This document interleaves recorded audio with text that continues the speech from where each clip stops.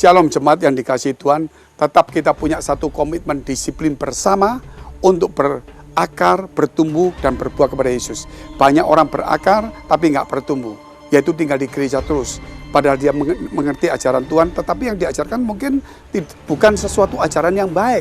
Saudara, ajaran-ajaran agamawi, ajaran tentang doa puasa, tapi bukan kepada ajaran Yesus. Supaya kita boleh mengalahkan hawa nafsu, mengasihi musuh kita, membalas kejahatan dengan kebaikan, mengampuni musuh. Tapi kita dialihkan untuk minta ampun, bukan mengampuni orang lain. Saudara, kita diajari untuk menyalahkan orang lain, tapi kita lupa untuk mengoreksi diri sendiri. Ajaran Yesus untuk melihat balok di mata kita. Saudara, nah kita terus bertumbuh. Kalau ajarannya bagus, kita pasti bertumbuh dong. Bertumbuh apa? Rohani kita bertumbuh. Nah, pada saat pertumbuhan muncul kedua hal, yaitu kesombongan rohani atau muncul kerendahan hati. Nah, itulah disebut berbuah. Saudara, banyak orang yang sudah pengajarannya bagus, belajar di bagus, dia bertumbuh bagus, sombong, suka menghakimi, hidup di dalam, nah ini itu tidak suka. Ingat, bangsa Israel itu mengerti tentang Tuhan, mengerti tentang Taurat. Tapi dikatakan di dalam kitab Roma itu mereka dipotong karena kesombongan, kecongkakan mereka, dan sekaligus tidak percayakan Tuhan, terlalu yakin dengan pengajarannya, terlalu tidak mau rendah hati untuk mendengarkan yang lain. Nah, itu namanya berbuah roh.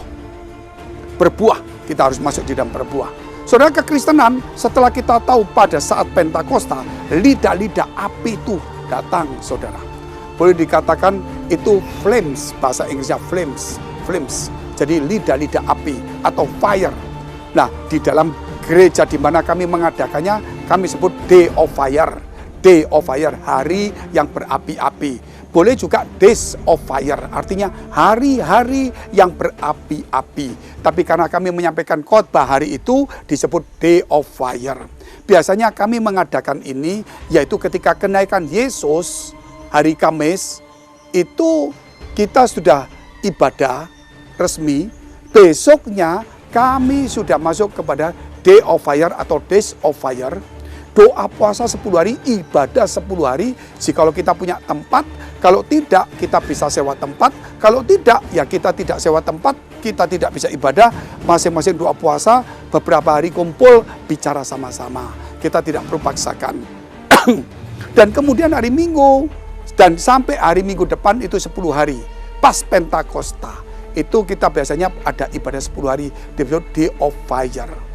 Day of Fire, kenapa? Kita mengembalikan kebanyakan orang-orang Kristen meninggalkan kasih semula. Dikatakan dalam Wahyu pasal 2, saudara lihat ayat 4-6, aku mencela engkau karena engkau jatuh terlalu dalam, yaitu engkau telah meninggalkan kasih semula. Padahal orang-orang itu punya karunia yang hebat, bisa membedakan rasul palsu, dia bisa lakukan banyak, tetapi Tuhan mencelah mereka. Dan Tuhan berkata mereka jatuh terlalu dalam. Jatuh apa? Perzinahan, perjudian, mabuk? Tidak. Jatuhnya apa? Telah meninggalkan kasih semula. Mereka melayani tapi tidak dengan semangat. Mereka melayani dengan ya terpaksa, rutinitas, tidak ada gairah, tidak ada semangat sekali. Saudara, ini tidak ada desire, itu gairah, saudara. Nah, perlunya seorang Kristen itu punya gairah melayani, memotivasi untuk punya gairah.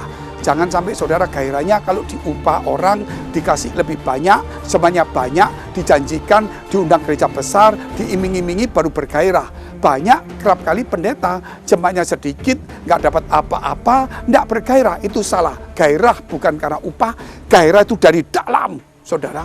Itu api Tuhan, kasih semula. Tapi kalau gairah itu muncul karena iming-iming dari mata telinga, itu dari luar, itu namanya api asing. Saudara dikasih Tuhan, nah jatuh terlalu dalam, bertobatlah, lakukan kembali. Kita harus kembali lagi melakukannya. Kalau tidak, Tuhan tidak suka.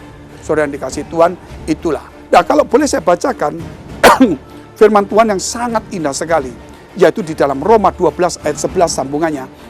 Janganlah hendaknya kerajinanmu kendor, biarlah rohmu menyala-nyala dan layani Tuhan. Perlu ada roh yang menyala-nyala. Dan kerajinan tidak boleh kendor, supaya kita bisa melayani Tuhan. Melayani Tuhan ada dua bagian yang harus kita kerjakan, yaitu rajin dan roh yang menyala-nyala. banyak orang roh menyala-nyala, tidak rajin. Berarti dia, saudara tahu itu sendiri, berarti dia itu dimotivasi orang, dapat iming-iming, sehingga dia semangat karena sesuatu. Tapi kalau dari dalam, tidak, dia rohnya menyala-nyala. Mau dapat PK banyak, mau dapat persembahan besar, mau jemaat besar, tidak pusing, atau kecil tidak pusing. Saudara tetap rajin.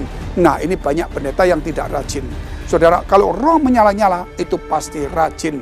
Ini dikatakan sangat cocok sekali, sangat luar biasa. Kekristenan hari-hari seperti ini hancur karena datang di gereja, memuji Tuhan, menyembah Tuhan, berdoa, berpuasa, melayani misi, namun tidak ada gairah.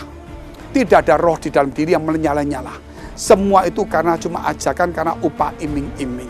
Tidak ada kerajinan untuk memotivasi, untuk berbuat sesuatu. Ini saudara yang perlu kita renungkan. Dan Tuhan berkata, kita jatuh terlalu dalam, kembali, bertobat, lakukan kembali. Ayo, sebagai umat Tuhan, saudara dikasih Tuhan, kita melakukan kembali, kita lakukan dengan cara apa?